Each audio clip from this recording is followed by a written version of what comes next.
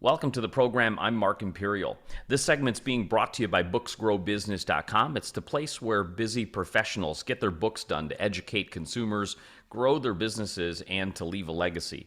I'm doing a series of spotlights on remarkable business intermediaries from across the country. And joining me on this segment is Dustin Zeher. He's the founder of Horizon Business Brokers. Dustin, welcome to the program. Hi, Mark. Thanks for having me. Glad to be here today. Dustin, tell me a little bit about your work and specifically, who are the types of clients that you specialize in helping? So, Horizon Business Brokers is a full service business brokerage firm. We were established in 2006, primarily concentrating on the Main Street market and lower middle market. So, depending on who you talk to, that could be revenues up to $5 to $10 million. We're typically working with business owners that are looking to exit due to retirement, health needs, or they're just looking to move on to greener pastures, perhaps starting another business or purchase a larger business, and then working with buyers that are either leaving the corporate world, looking for their first business to operate, or the serial entrepreneurs that again are moving on to that next step in their life.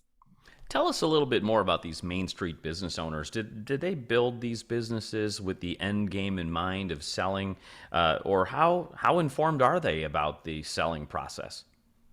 Yeah, so you would hope that that most people that are contacting you have kind of that exit strategy where it was all part of their strategy to start, build, and sell. But a lot of business owners don't go into the business with the mindset of eventually exiting and selling, because maybe it was supplemental income to them, or it was just like a passion project.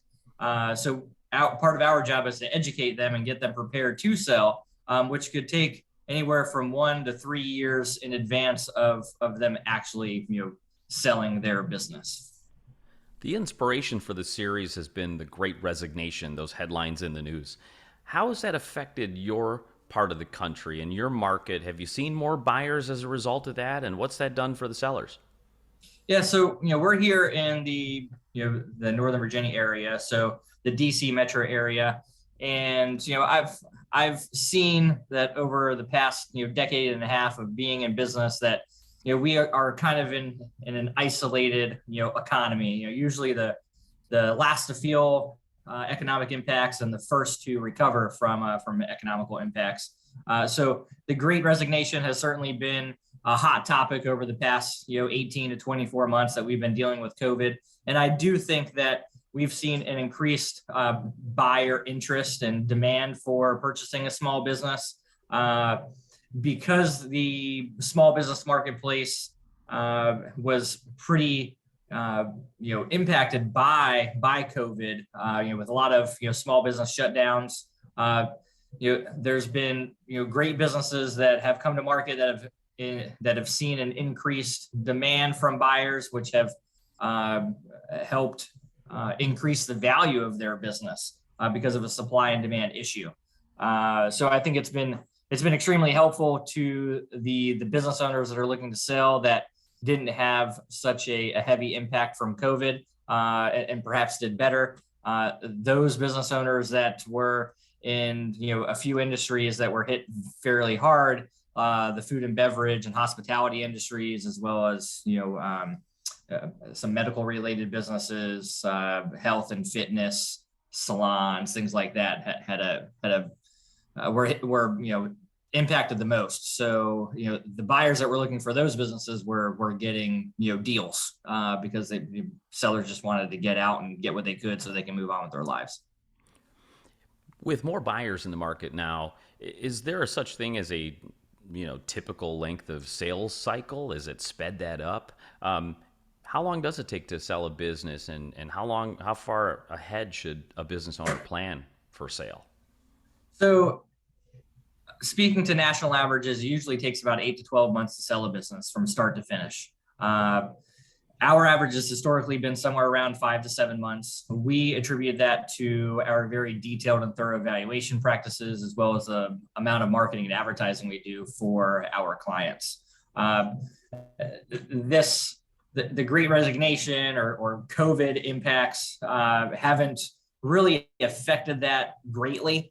In fact, it probably has slowed things down a little bit, especially on the banking end. If a buyer is looking to obtain an SBA loan, that would typically have taken 60 to 90 days prior to COVID, and we're looking at 90 to 120 days, perhaps a little bit longer, just because of the demand for small business loans and unfortunately staffing issues with the banks.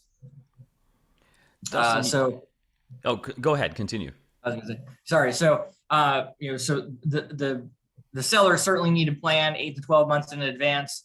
The buyers, obviously they could take much longer than that to find a good viable business. But getting through the due diligence process in itself, could be as little as 30 to 60 days. And we've done deals from start to finish, in fact, in as little as 30 to 90 days. So depending on how much financing might be needed for a lender, that can certainly cut down time.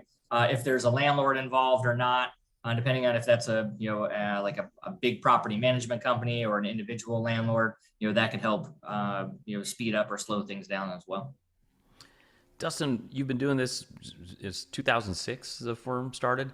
What inspired you to get into this field and become a business intermediary? How did you get started?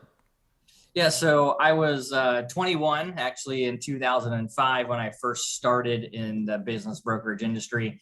I always had a passion for real estate, small business, marketing, advertising, law, and finance, business law specifically. And so I was approached by one of my dad's childhood friends to see if I would be interested in becoming a business broker in the DC metro market. They were a business broker in the New York market.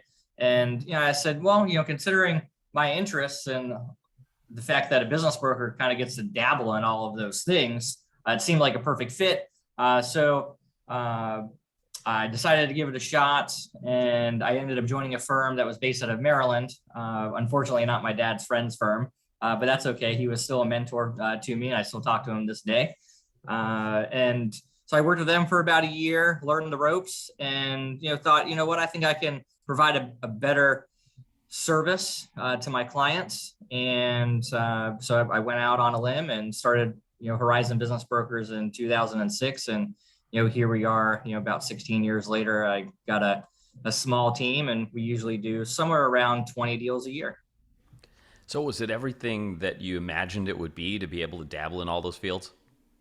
Yeah, no, definitely. It certainly has turned out to be, every part of what I imagined. I enjoy kind of every piece of the process, from, meeting all these great business owners and buyers and kind of getting an understanding of what their interests are, their goals, helping them understand the valuation and sale process. Kind of one of my favorite things to do is look at, their financials and, and recast them to see what the true cash flow is and see how these, business owners are benefiting from the fruits of their labor through, tax write-offs and other incentives that you get as a business owner. And then just the whole negotiation and sale process and, talking with all the different advisors that are, part of the process.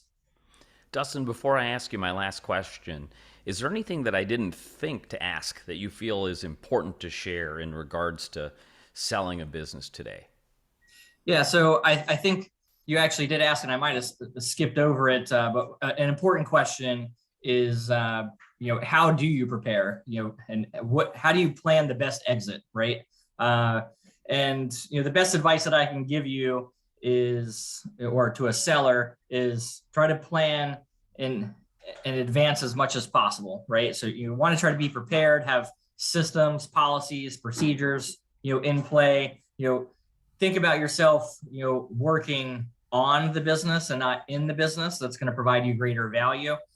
You're going to want to make sure you have the cleanest financials possible. So even if you're operating a cash business, you want to get all of your cash into your accounts, onto your profit and loss statements, onto your tax returns. It's okay if you're using the business as a personal benefit. Just make sure you're you're classifying those expenses into proper categories that you can show a buyer and a lender so you get credit for them. Because at the end of the day, the value of the business is going to be based off of the cash flow that it's generating. So it's like an adjusted EBITDA formula. So you're looking at the bottom line net profit of the business, and then any direct and indirect compensation that the owner takes through the business. So you want to make sure that you have good records for at least 3 years to show, hey, I'm consistently making $100,000 a year. So a buyer has no issue paying the $200,000 or $300,000 you might be asking for that business and being able to get financing for it. Great insight. I really appreciate you adding that, because I only asked what the time frame was in selling it, but what you just added to that is incredibly valuable. Dustin, for folks listening who are considering selling their business today, or somebody looking to buy a business that would like to speak with you in your area, how can they get a hold of you, find you, and connect? Sure. So our website, horizonbrokers.com. You can visit the contact page there. My email address is dustin@horizonbrokers.com. I'll give you my personal cell phone number, 571-437-5135. And you can find us on Facebook and LinkedIn as well.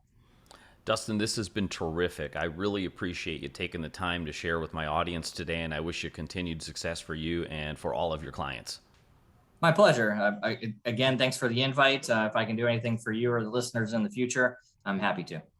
That was Dustin Zeher. He's the founder of Horizon Business Brokers. And this segment's been brought to you by booksgrowbusiness.com. It's the place where busy professionals get their books done to educate consumers, grow their businesses, and to leave a legacy. That's all for now. I'm Mark Imperial, and thanks for joining me.